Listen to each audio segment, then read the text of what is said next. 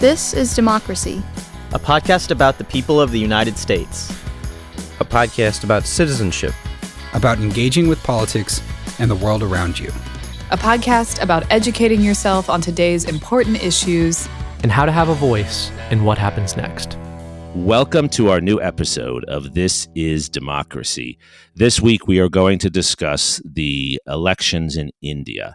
India, between the months of April and June, will host the largest democratic elections in the history of the world. More people will vote in India than have probably voted ever before. And as India's importance in the world grows, these elections, of course, loom large over the future of South Asia, the future of international affairs, and the future of global democracy. We are very fortunate to be joined today with one of the most important and insightful people writing about Indian politics in general, and particularly the elections in India. This is Milan Vaishnav. He's a senior fellow and director of the South Asia program at the Carnegie Endowment for International Peace. Milan, thank you for joining us today. Thanks so much for having me. Milan is the author of When Crime Pays, Money and Muscle in Indian Politics, and I'm sure we're going to talk a lot about money and muscle today. It was awarded a number of awards, including the New India Foundation Book Prize for the Best Nonfiction Book on Contemporary India, published in 2017. And in addition to his many other writings, I can highly recommend Milan's podcast. It's not really a competitor to ours. It's a parallel podcast focused much more on India than we're able to do week to week. It's called The Grand Tamasha, and it's co-hosted or co-produced with the Carnegie Foundation and the Hindustan Times, which is one of the largest and most read newspapers in India. Before we turn to our discussion with Milan, we have, of course, our scene-setting poem from Mr. Zachary Suri. What's the title of your poem today, Zachary? A Democratic Quest. I love the title. Let's hear it. There is a stirring in the village, neither storm cloud nor a stew. There is a stirring in the village, on the ground amidst the dew. It is the sound of footsteps falling, of people crying, laughing, leaping. They are walking in a morning mist that seems just like an angel's kiss. They are searching for an answer that only they possess, that only can be answered in this democratic quest. Where does their walking end? When is their journey done? They do not ask, they do not know. Their sweat, it's not for show. For in their hearts it is a creed, one buried sometimes deep within, erupting unexpected in a morning still and thin. It is a voice their feet create, a scream, a shout, a roar. It says we must remember. It says for once no more. For when the people scream, their voice is heard, obeyed one cannot say, but at least it must be said, it's always ringing through the head. For when the people go to vote, they leave their villages and land and find their way to freedom with a thumbprint on their hand. Zachary, I love the references to the villages and in particular the thumbprint. What is your poem about? My poem is about, I think, the power of democracy, especially in such a large country as India, and how meaningful even the simple action of voting and then having your thumbprint marked, which I believe at least is the sort of historical way that Indian election officials would make sure people didn't vote twice, how meaningful that can be when done collectively, and how important that is not just for the lives of those who do vote, but for the future of India and the future of the world. Yeah, well said, well said. Milan, with all the controversy that we'll talk a little bit about surrounding the current government and the restrictions on democracy, is Zachary right? Is this still a kind of sacred ritual in India? I think so. It is really, people call it a festival of democracy. It's a sort of spectacle unlike any other, despite what some would say are sort of the country's flagging commitments to liberal democracy. India's had a much more robust track record of adhering to the electoral dimensions of democracy. They're not without their blemishes and flaws, and I'm sure we'll talk about that. But these are some of the most competitive and closely contested most participatory, democratic elections anywhere in the world. It's extraordinary, and I should recommend. I think it's a website that you're part of producing, the Carnegie Endowment for International Peace's website on the Indian elections. 8,000 plus candidates, 900 plus million eligible voters. It's extraordinary. Can you walk us through a little bit of how this works and why it takes almost a month and a half for the elections to occur? Yeah, I mean it's really kind of an amazing production. We are looking at India's 18th general election. It will start in a couple of weeks in mid-April and conclude the first week of June. That is a 44-day long process for those of you keeping count. The country will be divided up into 7 different segments with 7 different polling days spread out over that 40-plus day period. And in each phase, one geographic segment of the population will vote. Importantly, the votes are only counted at the very end. So we will all be living in this kind of suspended animation until June 4th. This is a gargantuan enterprise, as your listeners might expect. I mean, we're talking about an eligible voting population of 980 million people, spread out over deserts, oceans, glaciers. Under Indian electoral regulation, there must be a voting booth no more than 2 kilometers from every habitation that is inhabited throughout the country. And, somewhat impressively, every single vote that will be cast will be done on an electronic voting machine. So there are no paper ballots in the system. This entire process is overseen by one of the world's most powerful elections agencies, the Election Commission of India, or the ECI. And while that shop is relatively small, when elections are on, the ECI basically deputizes more than 11 million civil servants to essentially help them conduct elections. And the body's powers are so vast, even the judiciary cannot call into question decisions that the Election Commission takes while elections are in the offing. It's extraordinary, the size and complexity that you've just described, and I understand it costs more than $8 billion. They're also the most expensive elections in the world. Who runs this electoral commission? It does seem to have a certain legitimacy with most Indians. Where does that come from? It does. I mean, it is run by 3 election commissioners. There's a chief election commissioner and 2 subordinate election commissioners. These are bureaucrats that are appointed by the executive.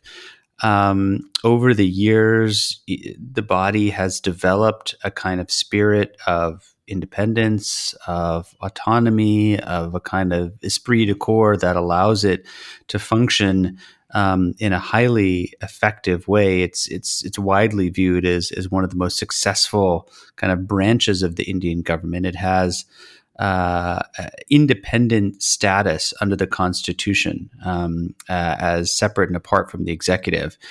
In recent years, that independence has been called into question. As I mentioned, it is the executive that appoints the election commissioners. That's been a subject of some controversy. The Supreme Court recently intervened to say that there should be a selection committee comprised of the Prime Minister, the leader of the political opposition, and the Chief Justice of the Indian Supreme Court, who should, as a collegium, decide who those election commissioners are.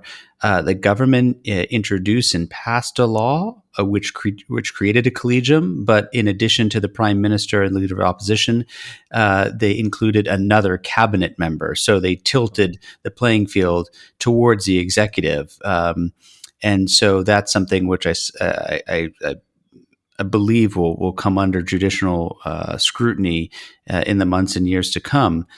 We've seen, particularly since Narendra Modi, the prime minister, has come into power, an election commission that has been, shall we say, a bit more friendly or lenient towards the ruling party. And we can only speculate as to why that might be the case. But I'd say in the past 10 years, some of that shine which the Election Commission had enjoyed has worn off a bit. Zachary? What are the main issues this election campaign that are bringing people to the polls, despite, as you mentioned, all the sort of geographic and economic challenges that they might face? Well, it's a really good question, Zach, and not a very easy one to answer because this is not really an election where there is a well-defined central issue or even set of issues. This is really a referendum on a decade of Narendra Modi's rule. And his party's electoral dominance. That's really what people are voting for or voting against. You have one of the most powerful political parties and most popular political leaders in the world, in Narendra Modi, arrayed against a coalition of opposition parties which have banded together under the acronym of India, INDIA, which is either a clever or a really trite acronym, depending on your point of view. And, that coalition is kind of expressly put together to keep the BJP, out of power. On the BJP side, they are going to the election on the back of what they believe is an impressive 10-year record of welfare provision, of sound economic stewardship, of a more robust kind of national security, foreign policy approach, of a kind of a Hindu first or pro-Hindu track record of legislation and policy. And on the other side, you have a group of parties which believes that India's secular fabric has been undone, that we have a cult of personality, essentially, that's running the country in a highly autocratic and a liberal manner, and an economy that is, despite the kind of glossy headline numbers, has real issues in terms of inequality, wealth distribution, poor human development indicators.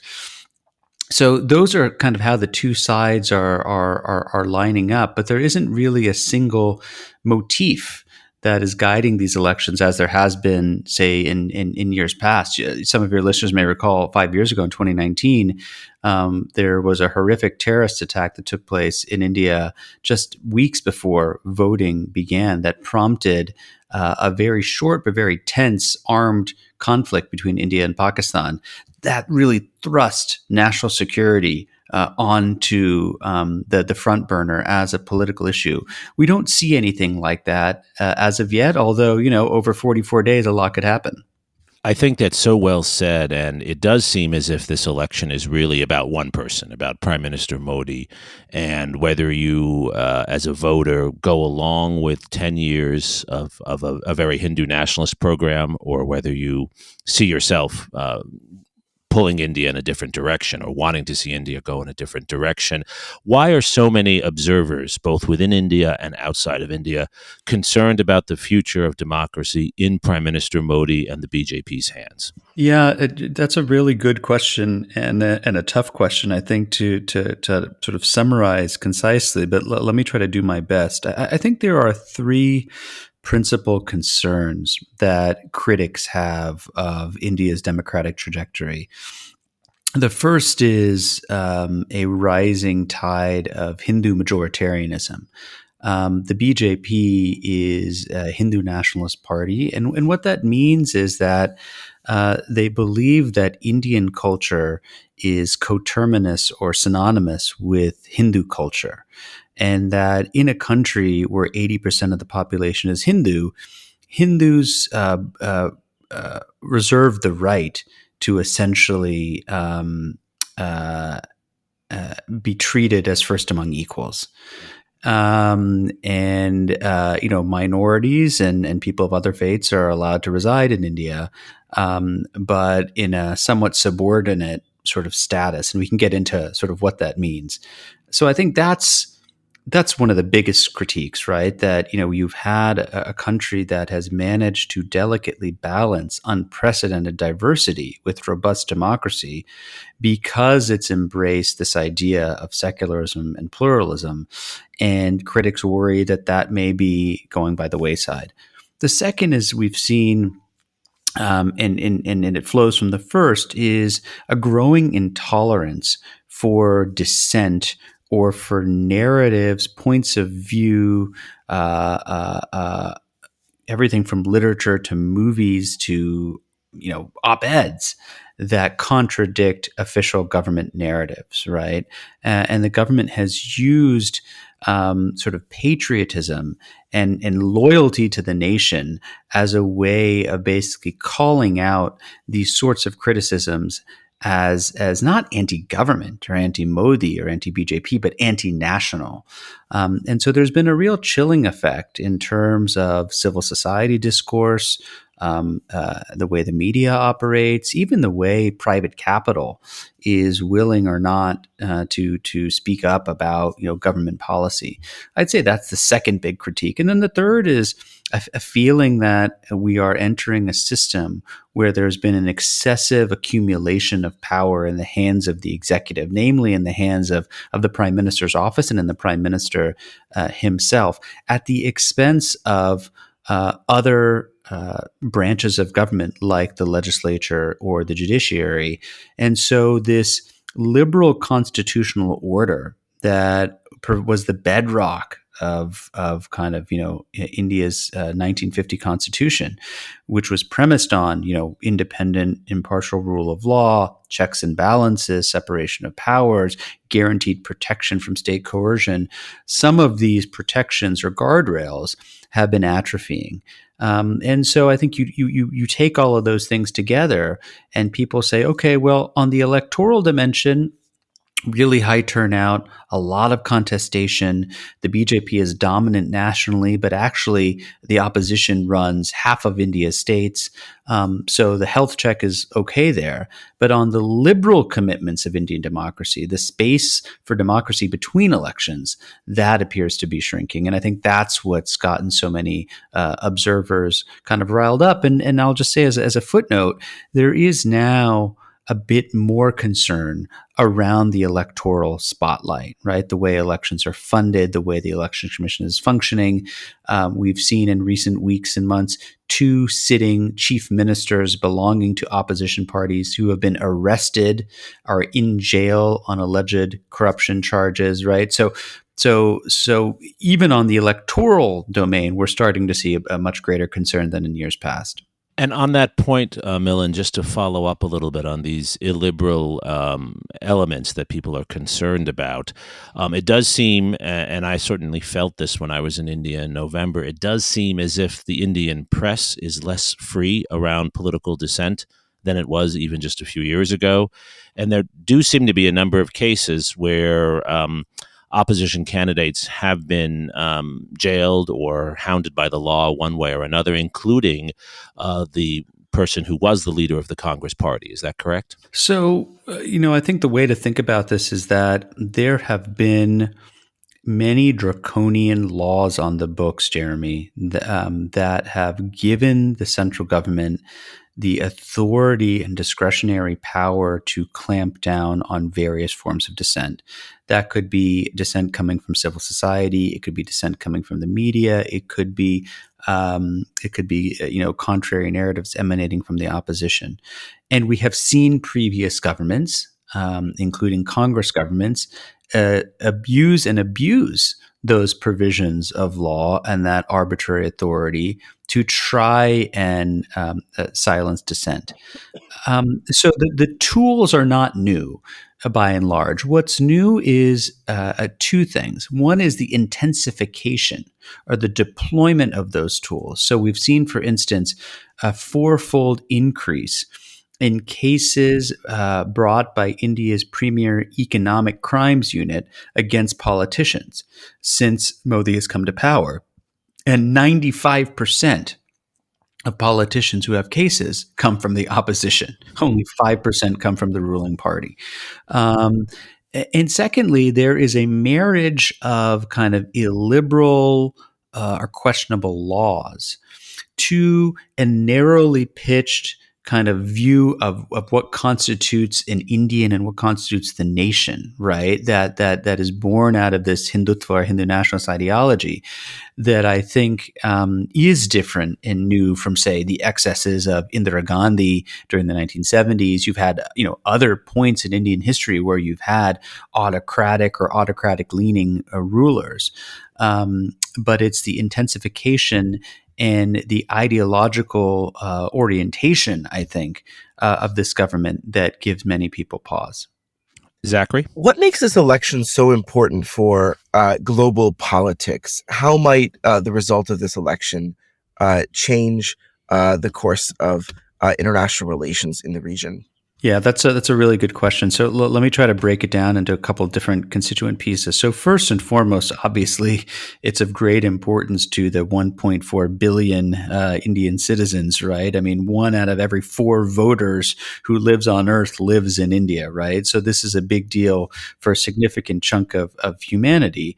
And I think many people believe that the verdict will shape the kind of political order and democratic nature or character of India going forward, right? India has been for 7.5 decades a kind of beacon of democracy, not just for developing countries, but also really for the developed world.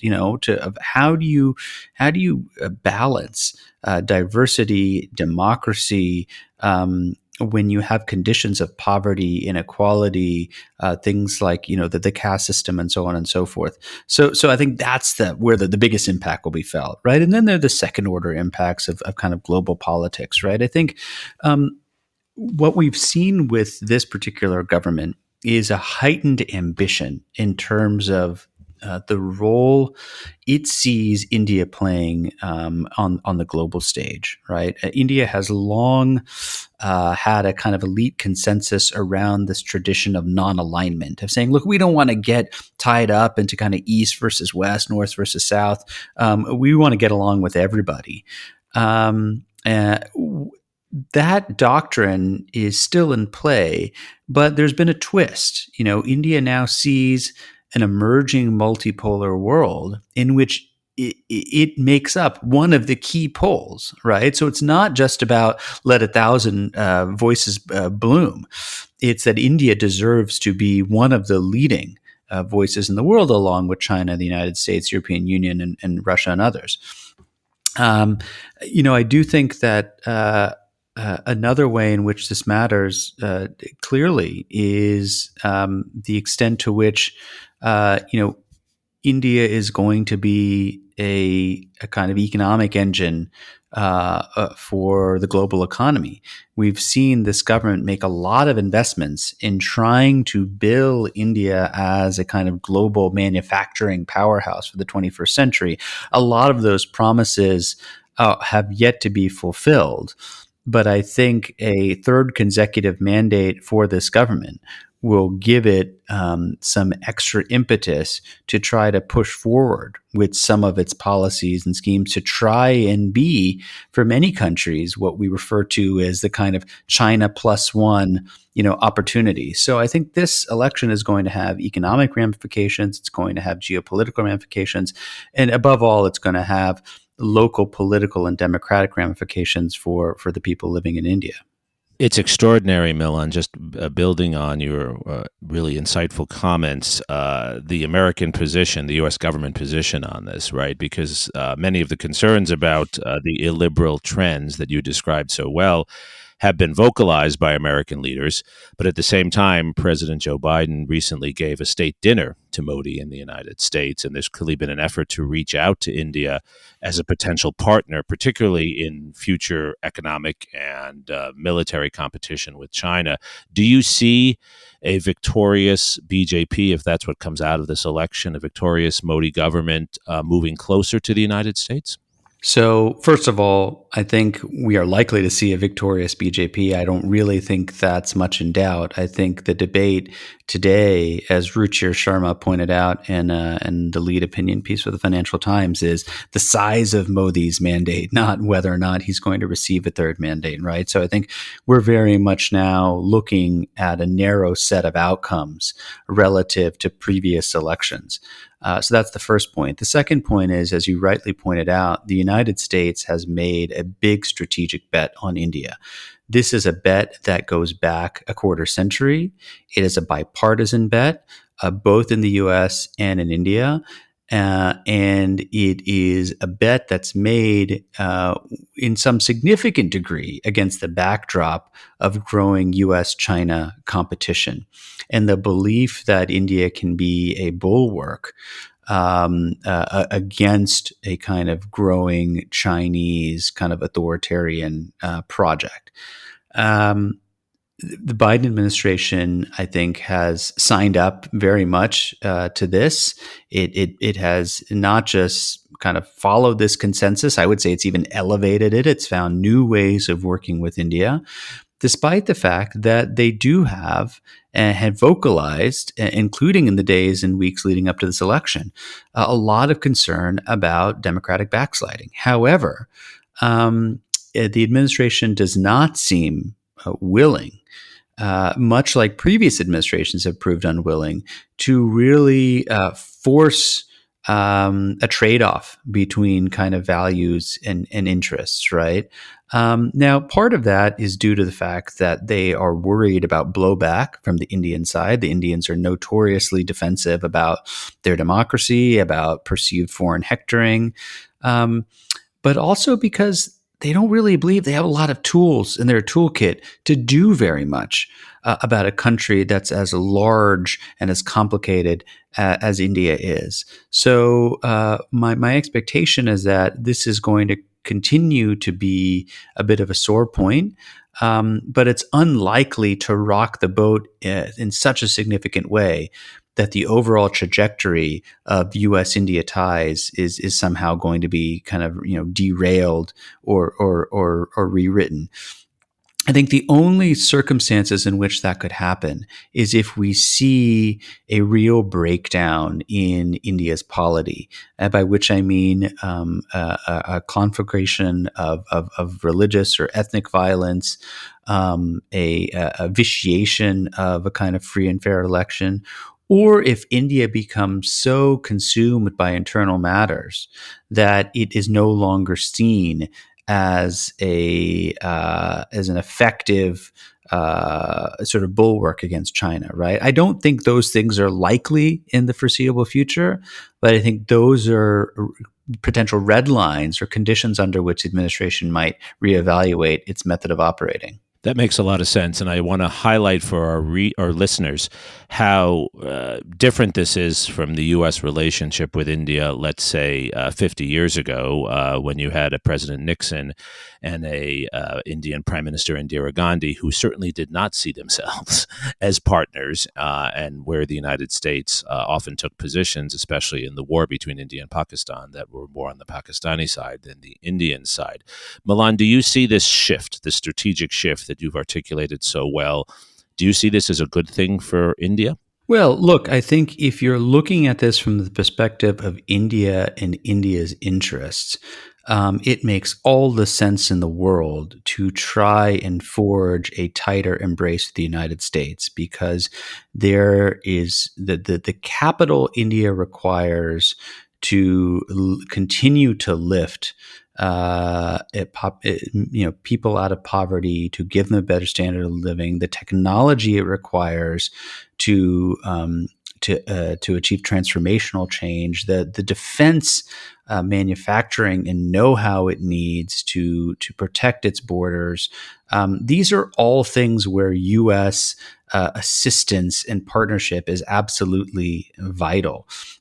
We talk a lot about India's long-held partnership with the Russians and previously with the Soviets when it comes to the defense relationship.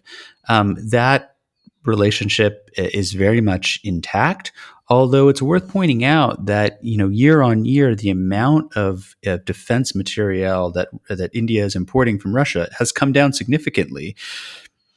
into that gap, we've seen greater exports from the United States, from the European Union, from places like Israel, and so on and so forth. So there has been a real material shift, I think, not just in terms of the rhetoric, but actually in terms of facts on the ground. So I think for India, there's no question that the U.S. is, if not its most important bilateral partner, certainly one of the most. And I think Modi very much, believes this to his core. And remember, this is somebody who was denied a U.S. visa in 2005 because of human rights violations that took place in the state of Gujarat when he was the chief minister, when we saw horrific riots break out and more than 1,000 people were killed. It wasn't until 2013, 2014, when it became clear that he was going to be the next prime minister, that there was a kind of rapprochement between India and the United States, right? So he had a lot of reason, perhaps, to hold this against the Americans, and he didn't do that. And I think that's because he realized that a tighter embrace is what was in the Indian interest. So how do you think, and this will be our final question, Milan, you've really taken us on a tour de horizon to really understand this election and its policy implications. What should or how should the larger Indian diaspora, of which you and Zachary and I are a part, how should we think about this? Because I think, although we have various different views on various issues, I think all of us care about a prosperous India. Those of us who are in the United States would like to see the trends toward closer Indian-U.S. cooperation tighten and deepen. But at the same time, we all care about democracy, and we're worried about democracy in our own country. We're worried, quite frankly, I think, about a leader in India who has the track record in Gujarat that you've just articulated of often being on the side and supporting those who undertake horrific violence towards certain communities and violate human rights in ways that are undeniable. How should we think about this? How should we act in this context? Yeah, it's a really good and very complex and thorny set of challenges you point out, Jeremy. And so I can't pretend to have all the answers. Let me just try to kind of lay out a couple of ideas or cautions, perhaps. I think the first is that we need to make sure, as the U.S. government, using we in the kind of royal we sense. Obviously, I'm not a part of the U.S. government, but the U.S. government needs to make sure that it is taking cognizance of issues of democracy and rights in India and validating critiques that come from within India, because I think that's an important sign for civil society, for media, for pro-democracy activists who are on the ground, and having the U.S. engage with those critiques and hear those critiques, I think, is very important. So I would say that should be at the top of our agenda. I think number two is we need to be vigilant as members of the diaspora that political divisions and social divisions that are emerging in India do not seep into our own body politic in the United States or in other places where the democracy resides in large numbers. You know, we are starting to see signs of some of those animosities creep in to our own political discourse. And I think that could be very damaging and very divisive. And so I think we need to be very, very vigilant about that. And I think the third is that, you know, we really need to make sure that we're not looking at India in kind of binary terms, right? India has long defied easy classification, right? And I think it's so easy to say, okay, this is an autocracy, this is a democracy, this is a liberal place, this is an illiberal place. The situation in India is deeply complex. It is more democratic in many ways today than it's ever been before. If you look at political contestation, if you look at political participation, if you look at the way in which previously disadvantaged groups have been incorporated, but it's also highly illiberal in terms of majoritarianism, in terms of intolerance or dissent. It is a much more capable state. If you look at Modi's track record of welfare delivery, it's a real track record of performance. At the same time, the state is simultaneously much more coercive, much more able to use its powers against its own people. It is in many ways a highly attractive partner to countries like the United States. We see it as a huge market of the future. We see the possibilities for security cooperation in the Indo-Pacific, for two-way trade, for migration, for diaspora, and so on and so forth. At the same time, it is an increasingly difficult partner to manage, if I can use that term. We've seen, for instance, the alleged involvement of government of India officials in targeted assassination of American and Canadian citizens on their sovereign soil, right? So we need to make sure that we're kind of taking in the full complexity and not trying to pigeonhole India into simple boxes, because I think we will end up that will end up taking us into places that may be off track or just not connected to reality.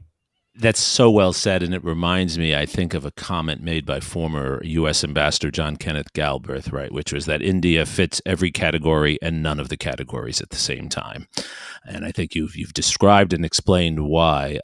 Zachary, your thoughts, especially from the perspective of younger members of the Indian American diaspora and those who are not members of the Indian diaspora, do you think that this is a country and a set of elections that young people in the United States are, first of all, interested in? And do they see what Milan, I think, describes, which is a complex, evolving relationship where we're not satisfied with many of the things that are happening within India, but yet we see long-term mutual interests in the cause of democracy? Yes, I think so. I mean, I think Americans, and particularly young Americans, are more familiar with Indian culture, Indian politics, Indian history than ever before. Just by virtue of growing up, as I did, and to a lesser extent as you did, in communities filled with Indian immigrants. And I think that the connections between our two countries, not just economic and political, but also simply cultural and social, will only deepen in the next few years. And that makes this election and following it closely, I think, even more vital for young people and for all Americans.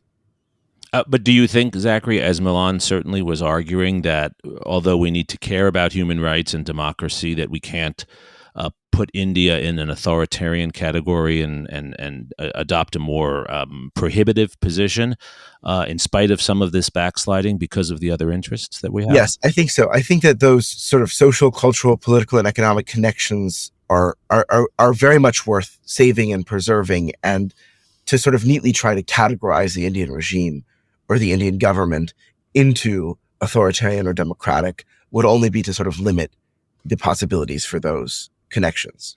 Well said, well said. And I think this captures a theme in our podcast week after week, which is that the history of democracy and the future of democracy is much more complicated than a simple set of principles or even parchment paragraphs that we might write that articulate our principles. The principles matter, but it's the practice of democracy. And Milan Vaishnav has really given us a sense of how complex this process is in what is still the largest democracy in the world.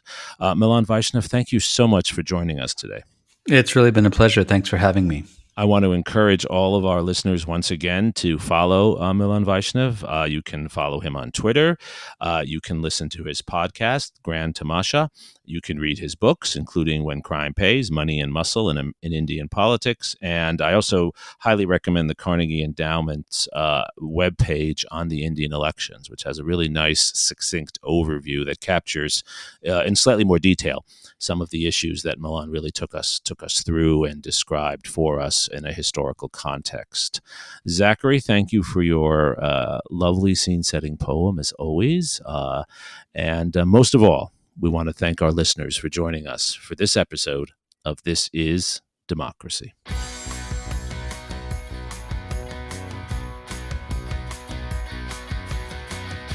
This podcast is produced by the Liberal Arts ITS Development Studio and the College of Liberal Arts at the University of Texas at Austin. The music in this episode was written and recorded by Harris Codini. Stay tuned for a new episode every week. You can find This is Democracy on Apple Podcasts, Spotify, and Stitcher. See you next time.